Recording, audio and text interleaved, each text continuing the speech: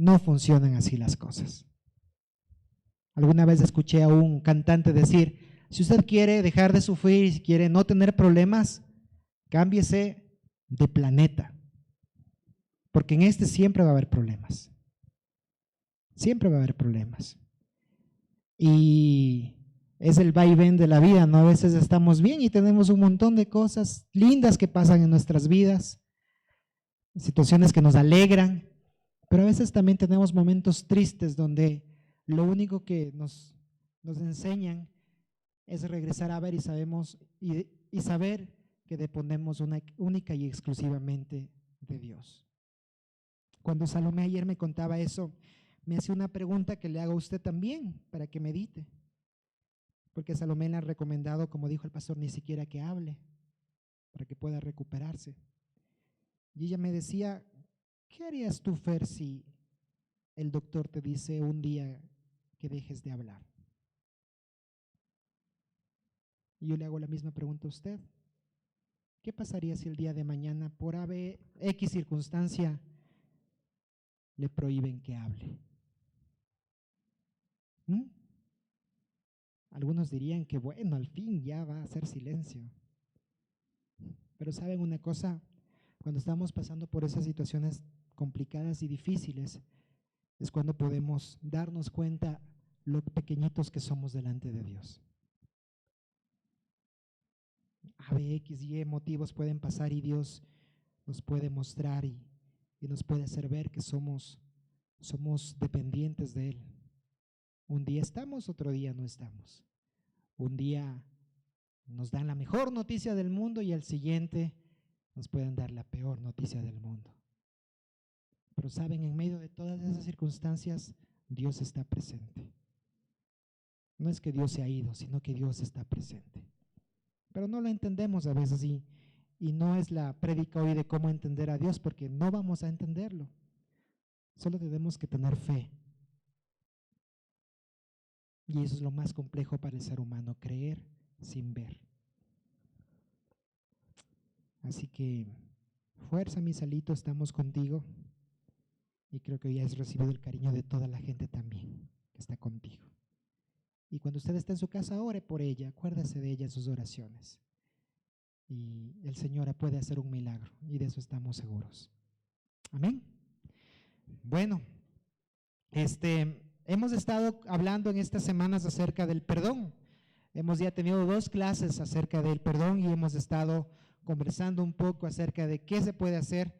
Y hoy quiero hablarles de algo que realmente me desafió mucho, porque las cosas que nos enseña la palabra de Dios a veces pueden ser malas y nos pueden animar y pueden decir, wow, cuánto Dios me ama. A veces pueden ser como, yo no sabía eso y qué interesante todo lo que está pasando, pero a veces pueden llegar a confrontarnos y hasta a un poco como incomodarnos. Y creo que el tema de hoy va a causar eso, un poco de incomodidad. Así que vamos a ver eso. Bien, antes les recuerdo que está el Facebook de la Iglesia Bíblica Familiar, que es IBF Ecuador. Ahí pueden encontrar todas las informaciones que nosotros subimos a nuestra página, fotos de nuestras reuniones y también las prédicas de cada domingo, donde las compartimos, pueden ver. También tenemos un tiempo de oración los días miércoles que se conectan ahí nuestro pastor para orar, y pueden seguirnos a través del Facebook de IBF Ecuador. Y también está nuestro número de teléfono si usted necesita algún consejo, necesita pedir oración, necesita alguna cosa, pues puede copiarlo ahí para que puedan escribirnos y podamos estar en contacto con el teléfono o el WhatsApp de nuestra iglesia. Amén. Perdonar desata bendición. Quisiera que me acompañen con sus Biblias al libro de Mateo capítulo 5, versículos 23 y 24, por favor. Mateo capítulo 5, versículos 23 y 24.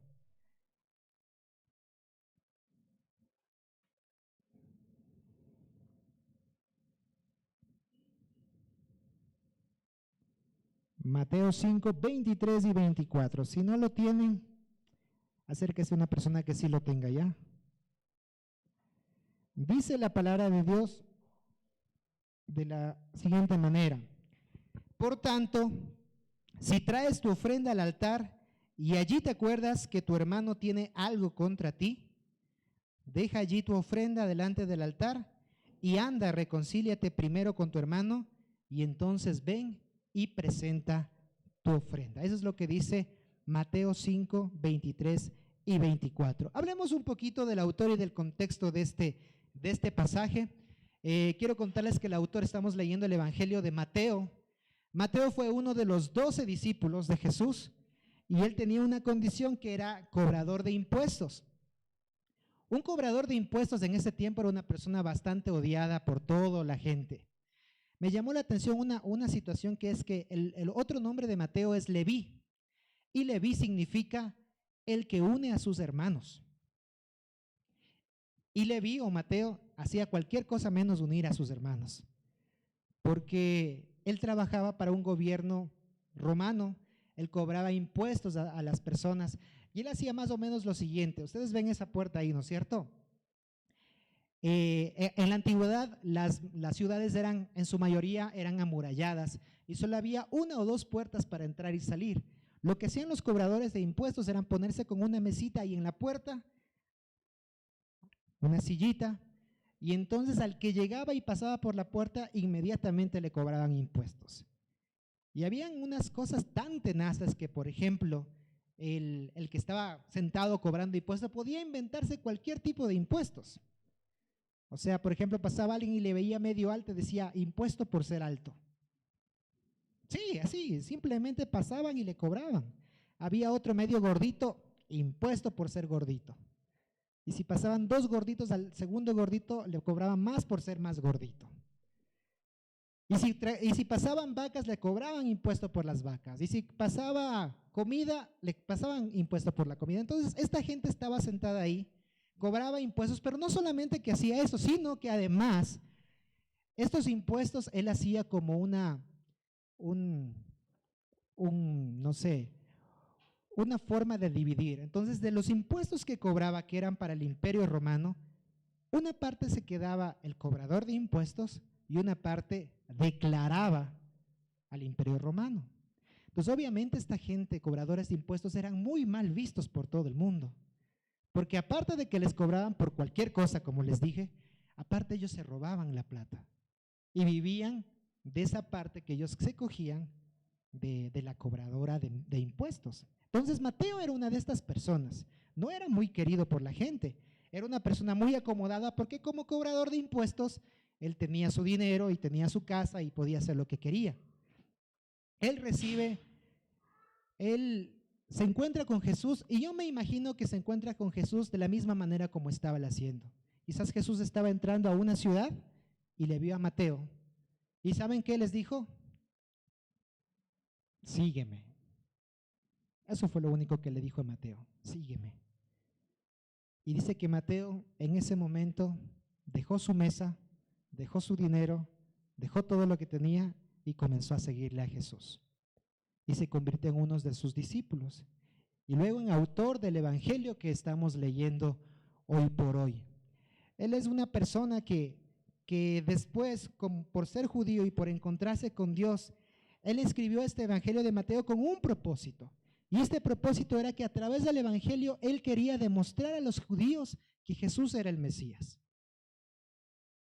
Y entonces, si ustedes leen todo el evangelio de Mateo, van a darse cuenta que es uno de los evangelios que más utiliza citas del Antiguo Testamento. Y muchas veces se escucha como está escrito y ahí está. Y es parte del evangelio del Mateo. Porque Mateo quería demostrarles a los judíos que todas las profecías se habían cumplido en Jesús, que Él era el Mesías prometido, que Él era la persona que estaban esperando y que tenían que creer en Él porque Él era el que les iba a salvar de todo lo que estaba pasando el pueblo. Entonces Mateo tuvo esta intención al escribir. Y Mateo tuvo esta audiencia para la que estaban escribiendo. Ahora, el pasaje que nosotros estamos leyendo está en una parte que es muy conocida por nosotros, que se llama el Sermón del Monte. ¿Sí han oído hablar del Sermón del Monte? No, pues entérense. El Sermón del Monte es una serie de enseñanzas que están entre el capítulo 5 y el capítulo 7 de Mateo. Si ustedes leen todo de corrido desde el 5 hasta el 7, van a darse cuenta que es una declaración de enseñanzas, de máximas, de principios que Mateo estaba dando a las personas a las que estaba dirigida hacia audiencia, para que ellos puedan entender un principio fundamental, y era cómo debería vivir un cristiano. Saben que hay un paralelismo entre el Sermón del Monte y los 10 mandamientos. Mateo hace lo siguiente. Mateo, ustedes saben que cuando Dios entregó los 10 mandamientos a Moisés, estaban en una montaña, en el famoso monte Sinaí. Y Dios entregó la ley a Moisés y luego Moisés la leyó al pueblo. Y ellos estaban en una montaña y estaban leyendo, y Moisés tenía que leer toda la ley. Nosotros sabemos que son los 10 mandamientos, pero si ustedes leen Números y Levítico van a darse cuenta que no solamente son 10 mandamientos, sino es toda una constitución, toda un grupo de reglas y de leyes que ellos tenían que cumplir para vivir en paz. Esto fue lo que hizo Moisés con el pueblo. Pero saben que de la misma manera, Mateo dice que Jesús hizo algo parecido, porque lo que él hizo fue Jesús subirse a un monte y desde ahí enseñar los principios y las leyes que dirigen a las personas que realmente siguen a Cristo. Si ustedes leen todo el Sermón del Monte, van a darse cuenta que ahí hay principios sobre la oración, sobre la ira, sobre el enojo, sobre el divorcio, sobre las bienaventuranzas, principios de cómo perdonar, principios para la oración y un montón de cosas. Entonces, si ustedes, digamos, quieren saber qué es lo que significa ser cristiano, pues en el Sermón del Monte, en toda esa parte, está todos los principios que deberían regir a una persona que sigue a Cristo. Entonces Mateo hace esta comparación. Se fue en un monte donde le dieron toda la ley al pueblo de Israel, y ahora en un monte también Jesús da todos sus principios para que un pueblo pueda vivir bajo su reinado y bajo su gobierno. ¿Estamos hasta ahí? Sí, ¿sí me van siguiendo? Ahora, el pasaje que acabamos de leer, si vuelven otra vez, Mateo capítulo 5, versículo 23.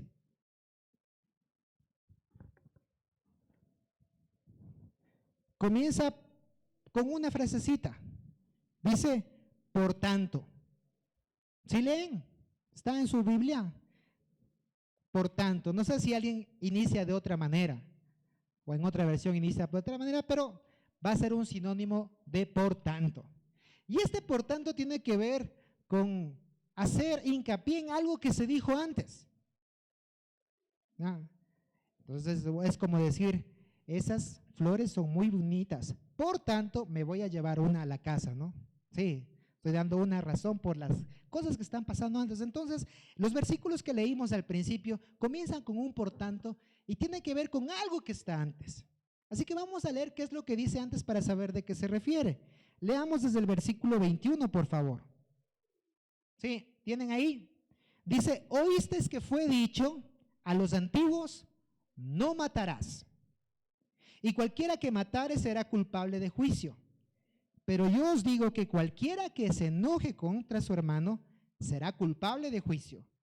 Y cualquiera que diga necio a su hermano será culpable ante el concilio. Y cualquiera que diga fatuo quedará expuesto al infierno de fuego. Y ahí sigue, por tanto, sí, está bien. Entonces, para entender el por qué debemos hacer lo siguiente, es que debemos entender qué tiene que ver con eso. Los versículos anteriores hablan acerca del trato al prójimo y habla acerca de 3 niveles del trato. El primero dice, cualquiera que se enoje contra su hermano. Y yo no sé usted si es que puede decirme qué significa enojarse con el hermano. ¿Hay niveles de enojo o uno puede enojarse poquito, mucho? ¿Cómo es el enojo? A ver, por ejemplo, el pastor vino acá y no me presentó como debía haberme presentado. Yo me enojo con el pastor, ¿no es cierto? ¿Qué les parece? ¿Ese enojo está bien? ¿Es un enojo grande? ¿Es un enojo chiquito? Es enojo, ¿no es cierto? No hay un nivel de enojo. Ok, entonces lo primero que dice es enojo. Luego dice cualquiera que diga necio a su hermano. Y saben que el decirle necio tiene que ver con el insulto. Usted no puede insultar a una persona. Y a quien insultar también uno puede decir, no, pues, pero si yo le digo, no seas tontito, ¿aplica o no aplica?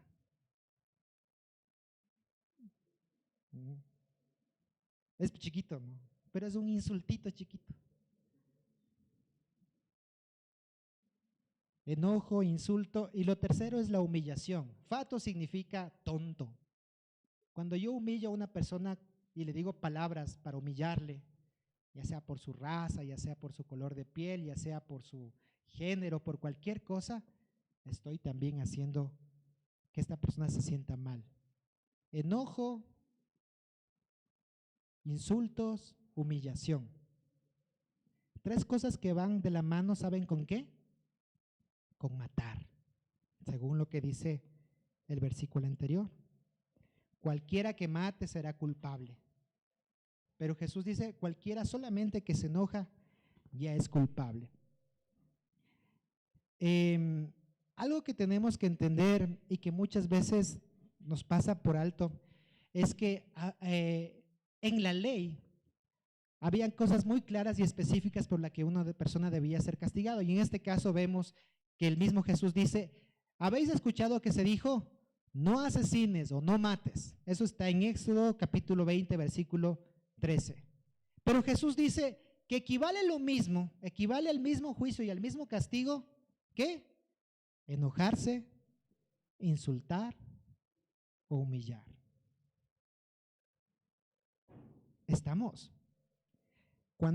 Por eso les digo, cuando yo estaba haciendo este mensaje, sí era un poco chocante porque puedo llegar a pensar que muchas de las cosas que hago, que tengo que hacer, puede pasarse por alto, pero según la Biblia, no.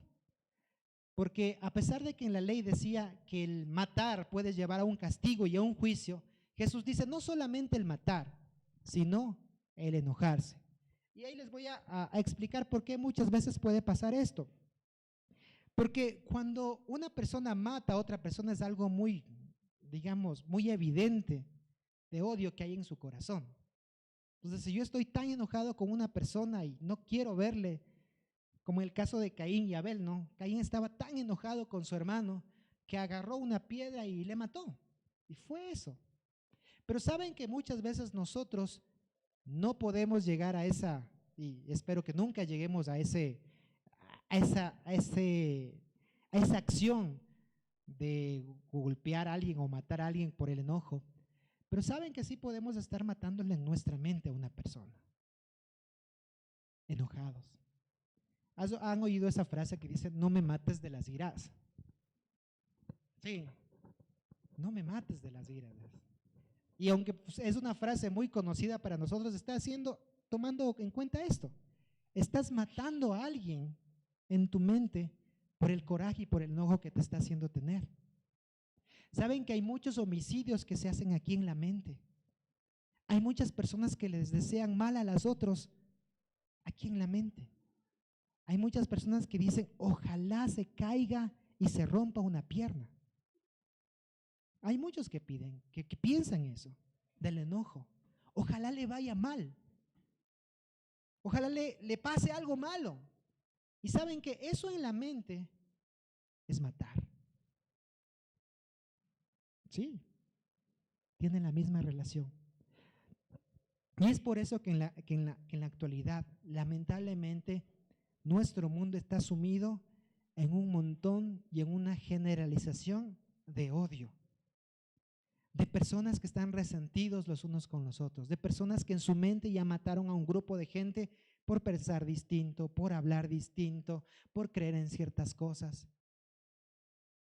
Si ustedes entran a las redes sociales van a ver cómo se insultan las personas que creen en una cosa, que creen en otra cosa, que son de un partido político y son de otro, que son de la Liga y que son del Barcelona, que son del Barcelona y que son del Emelec. Y así, a veces por cosas tan superficiales, la gente en su mente está matando a las personas. Está enojado, está resentido, está insultando. Y eso, según lo que Jesús nos enseña, también tiene que ver con un principio que uno está quitando, que es el principio de la vida. Aunque usted no se dé cuenta, muchas veces cuando hacemos esto estamos cayendo en lo mismo. Ahora, volvamos al versículo que siguiente. Y Jesús dice, bueno, antes, por tanto, como los de que le expliqué, si traes su ofrenda al altar y allí te acuerdas que tu hermano tiene algo contra ti, deja allí tu ofrenda delante del altar y anda, reconcíliate primero con tu hermano y entonces ven y presenta tu ofrenda. ¿Saben que muchas veces nosotros podemos venir a la iglesia y dar una ofrenda, no solamente una ofrenda económica, la que se pone en el alfolí, sino una ofrenda de tiempo, una ofrenda de talentos, una ofrenda de lo que nosotros tengamos para darle a Dios? A veces venimos a la iglesia con el afán de que yo tengo este tiempo separado para Dios, yo vengo aquí a cantar, yo vengo aquí a entregar todo lo que tengo a Dios. Sin embargo, Jesús dice que si van a hacer eso, y antes de comenzar a hacer eso, recuerdan que tienen algo en contra de su hermano, que mejor no hagan nada de lo que tenían planeado y se regresen por la puertita y reconcilien primero con su hermano. Yo me pregunto, si pudiéramos aplicar eso en este momento y tuviéramos que, dijera, bueno, todos aquellos que están resentidos con alguien, antes de seguir con este sermón, salga por favor y reconcíliese con la persona con la que está resentido, ¿cuántos quedaríamos? Y algunos ya se rieron, creo que los que son los que van a salir primerito. Y saben, es que muchas veces nosotros podemos como pensar que el valor que uno tiene al dar una ofrenda o dar el tiempo, dar las cosas, como que eso ya tapa lo que realmente es importante para Dios. Jesús, al darse cuenta de eso, dice, ok, un momento, antes de hacer cualquier cosa para mí, antes de entregarme cualquier cosa para mí, lo más importante, lo primero que tienes que hacer es perdonar. ¿Me hago entender? Antes de que usted pueda hacer cualquier cosa para Dios, antes de que usted pueda entregar todos sus bienes a Dios, todo su tiempo a Dios, pueda servirle a Dios, lo más importante, lo que Dios quiere primero es perdonar. Es que perdonemos, es que nos reconciliemos con otras personas. Y quizás hoy va a ser el día donde usted va a tener que recordar a alguien o a alguna persona para que pueda perdonarle. No porque nosotros lo digamos, no porque sea bonito, sino porque realmente eso va a causar en su vida que la bendición pueda comenzar a desatarse en todo lo que haga. Porque sabe una cosa, si usted no lo hace, van a ver que hay algunas consecuencias que tenemos. Ahora, yo para que recuerden he puesto como 3 R. Si ven, antes de entregar tu ofrenda, haz 3 cosas. Primero, recuerda, con R, ¿no? Recuerda. Segundo, reconcíliate. Y después de eso, recibe tu bendición. ¿Sí? Recuerda, reconcíliate y recibe de tu bendición. Como para que con las R's nos entre un poquito más. ¿Qué es lo que tenemos que hacer? Primero, hacer en nuestro análisis, en nuestra mente y saber qué es lo que está pasando y cuáles son esas personas con las que nosotros estamos resentidos. Saben que a lo largo de la vida muchas veces podemos llegar a la iglesia enojados con nuestra esposa porque no se apuró, porque no se vistió rápido, porque llegamos tarde, porque otra vez yo te dije, ¿para qué te fuiste con esta calle? Eras de irte por la otra, tenías que traer esto, y llegamos a la iglesia y estamos enojados con nuestra persona que está a nuestro lado.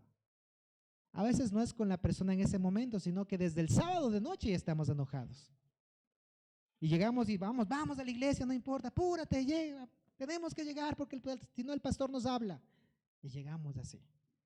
A veces no nos enojamos con nuestros hijos y nos decimos, no, pero es que apúrate, ahí está, tenías que madrugar más temprano. Y entonces muchas veces nuestra actitud al llegar a la iglesia es una actitud de enojo. A veces llegamos con toda una semana de cosas que han pasado en nuestro trabajo, de jefes que nos trataron mal, de personas que no nos pagaron. Y llegamos enojados a la iglesia. Y a veces enojados con Dios y decís, Dios, ¿por qué me pasa todas esas cosas? Pero ¿sabes lo que recomienda Jesús cuando hay esa situación? Que hagas una pausa. Que recuerdes y que primero dice que perdones a tu hermano. ¿Qué pasa si no lo hago? Está bonita la enseñanza, tiene todo que ver, pero ¿sabe qué? Usted no sabe lo que me hizo mi jefe. Usted no sabe, ese jefe que tengo es un desgranado. Sí, usted no sabe cómo meter. No, usted no sabe cómo es mi esposo. Ese esposo que tengo, no le conoce. ¿Qué pasa si nosotros decidimos no perdonar antes de entregarle algo a Dios? ¿Qué pasa? Número 1, muestra que nuestra relación con Dios no es sincera. Si ustedes van a 1 de Juan capítulo 4, versículo 20, por favor. 1 de Juan capítulo 4, versículo 20. Dice, si alguno dice yo amo a Dios y aborrece a su hermano, ¿qué dice? ¿Alguien lo tiene? ¿Ah? Es mentiroso. Pues el que no ama a su hermano a quien ha visto, ¿cómo puede amar a Dios a quien no ha visto? Voy a poner con otras palabras. Si yo digo yo amo a Dios, pero estoy enojado con mi esposa, con mi esposo, con mis hijos, con mis familiares, con mis amigos, si yo hago eso estoy diciendo o estoy siendo un mentiroso, porque no puedo amar a Dios y al mismo tiempo estar enojado con alguien o vivir resentido con una persona. No puedo. ¿Saben que hay algunas personas que incluso pasan resentidos con personas que ya ni siquiera viven? Hay personas que están resentidos con sus padres y sus madres y ellos ya se murieron hace años, pero ellos siguen resentidos. Hay personas que están resentidas con gente que ya se fue del país. Personas que están resentidas con gente que ya ni ve, pero están resentidos en su corazón. Aquí Juan dice, si alguna persona dice que ama a Dios, pero odia a su hermano, pero está resentido con su hermano, es mentiroso. Entonces, primero, debemos decir que nuestra relación no es sincera. Otra cosa es que estorban nuestras oraciones. Primera de Pedro, capítulo 3, versículo 7, dice lo siguiente. Dice, vosotros maridos igualmente vivid con ellas, con sus esposas, sabiamente, dando honor a la mujer como a vaso más frágil y como a coherederas de la gracia de la vida, para que vuestras oraciones no tengan, ¿qué? Estorbo. ¿Saben qué, hermanos? Si uno está resentido como una persona, lo más probable es que nuestras oraciones no pasen del techo. Hay gente que en realidad cuando está resentida, ora y no hay respuesta. Y uno cuando analiza es porque esa persona vive resentida con una persona, no ha perdonado a alguien. Está atada esa persona. Si yo no perdono a las personas que me han hecho daño, si yo no me reconcilio con las personas que están a mi alrededor, aquí habla a los esposos, a las esposas, mis oraciones no van a llegar. Y por mucho que me esfuerce, no voy a recibir ninguna respuesta porque esa falta de perdón está estorbando mi relación con Dios. Está estorbando que mi oración pueda llegar a Dios. Entonces, si quizás sus oraciones no están siendo, como usted siente que como que no hay respuesta, hay que analizar si en mi corazón todavía no he perdonado a alguien. ¿Sí? Porque muchas veces esa falta de perdón puede causar que yo o que las oraciones no lleguen hacia la presencia de Dios. Y lo último, se crea una raíz de amargura Hebreos capítulo 12, versículo 15, por favor. Hebreos 12, 15. Dice, mirad bien, no sea que alguno se deje alcanzar la gracia de Dios, que brotando alguna raíz de amargura os estorbe y por ella muchos sean contaminados, no sea, hasta ahí, no sé, muchos sean contaminados.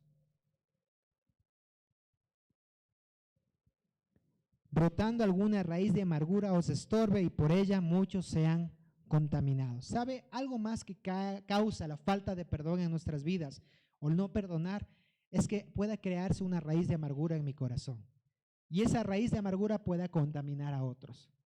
Y esto funciona de una manera muy fácil. Si yo estoy enojado con alguien, nunca voy a hablar bien de esa persona. Voy a comenzar a hablar mal de esa persona. Y por ejemplo, si me cae mal fulanito, yo le llamo a una persona y le digo, mira, no te llevas con fulanito porque fulanito es así. Y después voy con otra, mira, fulanito es así. Y yo comienzo a contaminar a todos los demás por mi raíz de amargura. Y de esta manera yo creo una red donde hay una persona que por mi falta de perdón es odiada por otra gente. ¿Sabe que en el mundo está pasando esto lamentablemente? Ahora se levantan gentes que odian a ciertos grupos y se juntan con otros y comienzan a contaminar. Y entonces nuestro mundo está dividido, porque la raíz de amargura de la falta de perdón ha comenzado a crecer y crecer y crecer. Y eso puede durar generaciones y generaciones. No sé si ustedes conocen, pero hay un conflicto que desde hace muchos años pasa en el Medio Oriente, que es el conflicto entre palestinos y judíos. Y no voy a hablar de quién tiene o quién no tiene la razón, pero lo que yo sí quiero decirles es que de las dos partes, porque he visto algunos documentales, desde los niños, cuando nacen, tanto palestinos como judíos les enseñan y les dicen, mira, él es tu enemigo. Y claro, los niños van creciendo con esa raíz de amargura, de los dos lados. Y es una guerra interminable que ya tiene más de 40 años y seguirá hasta que no haya reconciliación. A veces en nuestra propia familia, yo no me llevo con fulanita familia, entonces nunca me voy a las reuniones porque no quiero verle. Y eso les decimos a nuestros hijos y nuestros hijos crecen con eso y terminamos con una división, una desunión y un odio hacia el hermano y el hermana. La raíz de la amargura es lo que causa todo esto. Y es por eso que nosotros tenemos que aprender a perdonar. ¿Qué hacer, mis hermanos? Número 1 es el primer paso, debo darlo yo. Dice lo que acabamos de leer, si llevas al altar de templo una ofrenda para Dios y allí te acuerdas de que alguien está enojado contigo, deja la ofrenda delante del altar y, ¿qué dice? ¿Qué dice ahí? Sí, a ver, un ratito. El ve de inmediato es después de cuánto? ¿De una semana? ¿2 semanas? ¿Un año? Ve de inmediato. Y la otra, el ve de inmediato es, espera a que esa persona te pida perdón. Espera a que esa persona se dé cuenta de lo que te hizo. Saben que muchas veces nosotros podemos vivir años enojados con las personas y con la gente solamente por el hecho de esperar que esa persona venga y me pida perdón, que se dé cuenta de lo que me hizo, que haga, no sé, que esté consciente del daño que me hizo y que venga y me pida perdón y ahí sí yo le perdono. Pero saben una cosa, Jesús no nos enseña eso. Jesús dice que si tú tienes algo o si tú ves que alguien tiene algo contra ti, ¿qué dice? Que tú vayas. El primer paso, ¿quién tiene que darlo? Yo, no la otra persona. Cuando yo estoy dándome cuenta que tengo algo en contra de alguien, no tengo que esperar que esa persona se dé cuenta, porque quizás espere toda la vida y toda la vida esté resentido o resentida porque esa persona nunca se dio cuenta de lo que hizo. Por eso Jesús dice, en lugar de que toda la vida estés pensando eso, mejor tú da el primer paso y reconcíliate con tu hermano. Hay muchos que dicen, no, pero es que no me parece justo. ¿Cuántos han dicho esto? No me parece justo, es que esa persona fue la que tuvo la culpa. Pero saben, la Biblia es muy clara. No dice, si te parece justo, ve y búscalo, o ve y perdónale. Si tú crees que es lo mejor, ve, no. Hay una premisa muy grande y es para todos. Si tú te das cuenta, ve donde esa persona y reconcíliate. ¿Estamos? Ahora, ¿por qué todo esto desata bendición? Y aquí saben una cosa, voy a hacer una unión entre lo que estamos aprendiendo hoy frente a lo que aprendimos hace un mes acerca de las finanzas en el reino. ¿Se acuerdan lo que hacía la ofrenda? Nadie. Cuando yo comenzaba a ofrendar, automáticamente como que abría las puertas del cielo y comenzaba a desatar bendición sobre mi vida. Eso fue lo que nos enseñaron hace un mes. Sí, había el nivel del diezmo, luego era el nivel de ofrenda donde yo doy voluntariamente lo que quiero y realmente cuando comienzo a dar, veo que Dios es recíproco y comienzan a abrirse bendiciones en mi vida porque veo que todas las cosas se extienden. ¿Saben una cosa? Si yo no perdono antes, aunque yo dé mi ofrenda, no voy a permitir que esas bendiciones se derramen sobre mi vida. Porque saben, a veces es mucho más fácil pagar que hacer. Y yo les puse en la mañana un ejemplo muy común. ¿A cuántos les gustaba hacer los famosos trabajos en grupo en el colegio o en la universidad? ¿A quién le gustaba hacer? ¿Sí les gustaba hacer? A mí sí me gustaba hacer, ¿sabe por qué? Porque a mí me pagaban los que no querían hacer para que yo les haga el trabajo. Y saben que algunos prefieren pagar y decir, ok, no quiero hacer el trabajo en el grupo, ¿cuánto tengo que darte para que tú me des haciendo? Entonces, claro, yo me hacía la plata porque yo hacía el trabajo de grupo, después les pasaba los resúmenes, todo lo demás, yo pasaba mi nota, me ganaba plata y además pasaba de año de muy tranquilo, y no me moría de las iras, eso también. Y para muchos era muy fácil porque decían sacar la plata, tómate pago, y yo no me esfuerzo, no hago nada, solamente te doy lo que tú me digas. ¿Sabe que a veces nosotros pensamos que con Dios también se puede hacer lo mismo? Decimos, bueno, Dios me pide que perdone, pero yo no quiero perdonar por A, B, X y E motivo. Entonces, para no perdonar, mejor hago otras cosas. Vengo a la iglesia, doy mi diezmo, leo la Biblia, oro en las mañanas, le veo al pastor por el Facebook los miércoles, ¿qué más hago? Voy con el Jesús a repartir comida a los necesitados, o sea, hago todas esas cosas, pero no perdono, porque eso no quiero hacerlo. Y sabe, hermano, muchas veces nosotros estamos pasando por eso, queremos pagar, queremos saltarnos este paso, y es por eso que Jesús dice, si tú te das cuenta y te acuerdas que tienes algo contra tu hermano, deja ahí lo que estás haciendo. No importa si vas a poner $1,000,000, no importa si vas a repartir todos tus bienes para los niños del África, no importa si es que vas a servirle al Señor y te vas a ir de misiones a algún país del mundo, esto no importa, lo que importa es que vayas y te reconcilies con la persona. Eso es lo importante. Y saben que muchas personas prefieren no hacer eso y comenzar a hacer cosas como para calmar su conciencia. Dicen, bueno, yo no perdono, pero vengo a la iglesia, no perdono, pero doy mi diezmo, no perdono, pero le ayudo al pastor, no perdono, pero leo la Biblia, no perdono, pero oro, pero no perdono. Y saben una cosa, Jesús es bien claro de decir, si tú te acuerdas que tienes algo en contra de tu hermano, antes de hacer cualquier cosa para Dios, primero reconcíliate con Él. Porque eso cuesta. ¿Sí o no que cuesta? Sí, ¿no es cierto? No es fácil. No es fácil y ustedes se van a dar cuenta que hay algunas heridas mucho más profundas. Pero Jesús quiere liberarnos de todo aquello.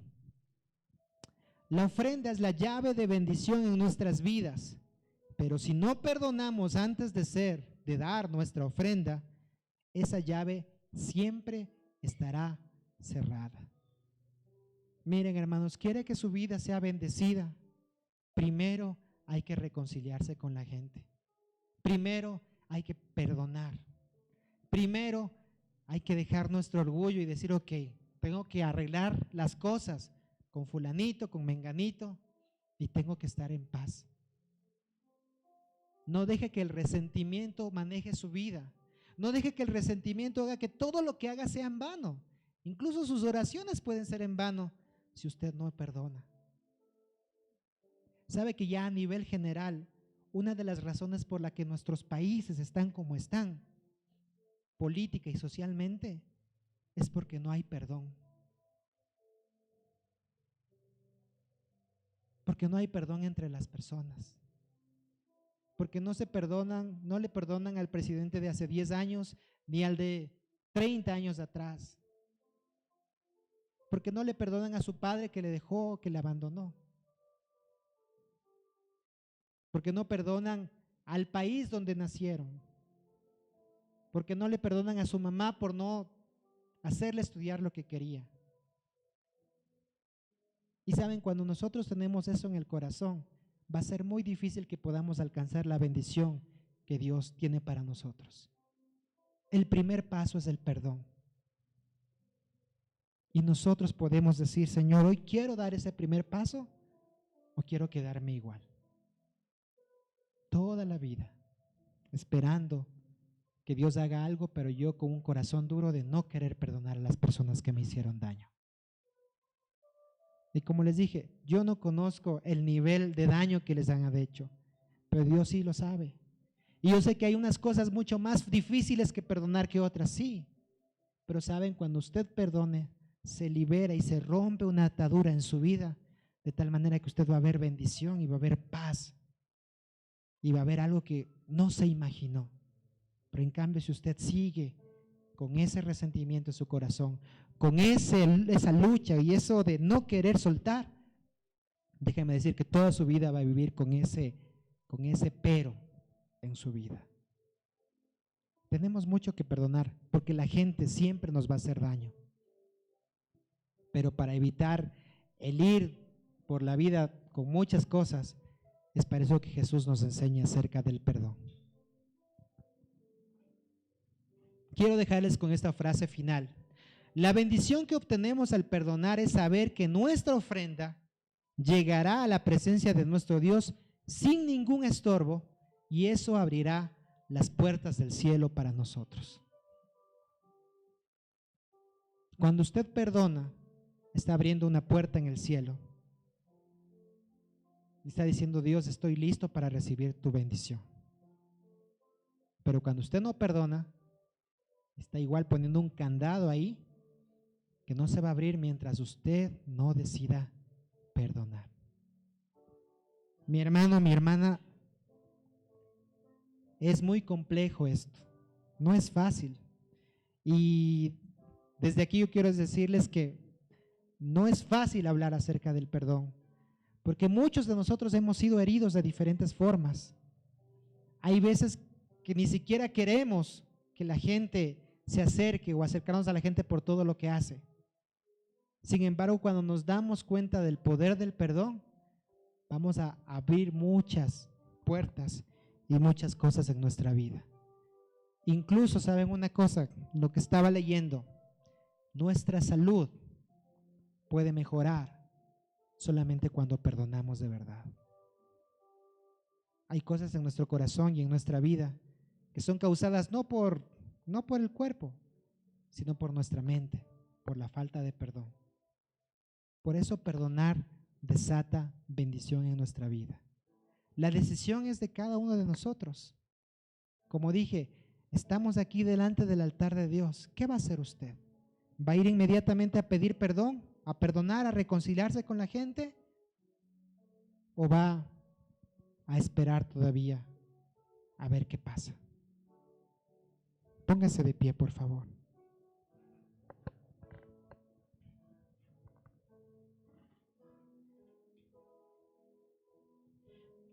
Ahí donde está mi hermano, cierre sus ojos un momento y piense en lo que hemos escuchado hoy. Y quizás piense en aquellas personas que le han hecho daño, que todavía usted siente que en su corazón no hay perdón. La Biblia dice, si vienes al altar delante de Dios y ahí te acuerdas. Hoy yo le pido al Señor para cada uno de nosotros que nos acuerde o nos recuerde si hay alguna persona que todavía nosotros no hemos perdonado de una manera sincera. Y que podamos hacerlo. Si es una persona cercana, pues que lo hagamos inmediatamente. Si es una persona que no podemos ver, pues que lo hagamos en nuestra mente y en nuestro corazón. Pero la actitud nuestra debe ser una actitud de perdón, para que ese perdón traiga bendición a nuestra vida. Señor, queremos agradecerte en esta mañana por tu amor por nosotros. Y porque tú diste el primer ejemplo, Señor, al perdonarnos a nosotros a pesar de todo lo malo que hemos hecho y cuántas veces te hemos fallado, Señor. Hoy queremos, Señor, poner delante de ti nuestra vida, Señor, nuestra mente, nuestros recuerdos, aquellas personas, Señor, que nos han hecho daño y que quizás en nuestra mente todavía están ahí, causándonos dolor, causándonos incomodidad, causándonos enojo, Señor. Yo te pido, Padre, que en este día, Señor, tú puedas ayudarnos a tomar la decisión, Señor, esa decisión correcta de perdonar, de liberarnos, de desatar, Señor, esta bendición sobre nosotros, de abrir ese candado, Señor, en los cielos para que tú puedas derramar la bendición tuya sobre nuestras vidas, Señor. Perdónanos porque muchas veces dejamos pasar mucho tiempo antes de perdonar. Perdónanos porque muchas veces esto se convierte en una raíz de amargura que comienza a contaminar no solo nuestra vida, sino la vida de los que están a nuestro alrededor también, Señor. Perdónanos porque a veces, Señor, no nos damos cuenta de la magnitud de nuestra falta de perdón y de las consecuencias que causa cuando nosotros no perdonamos de corazón. Hoy nos queremos acercar, Señor, ante ti con un corazón sincero y decirte, bendito Dios, que tú nos puedas ayudar y nos puedas levantar y nos puedas dar la fuerza y el poder para perdonar, Señor, a aquellos que nos han hecho daño, Señor. Gracias, bendito Dios. Y entregamos, Señor, nuestra vida, entregamos aquellos enojos, aquellos resentimientos a ti y danos la fuerza, Señor, y el poder para perdonar y que ese perdón pueda derramarse y transformarse en bendiciones para nuestras vidas, Señor. Muchas gracias. Gracias por todo, Señor. Entregamos nuestra vida y nuestro corazón en tus manos, Señor. En el nombre de Jesús. Gracias, Señor. Amén.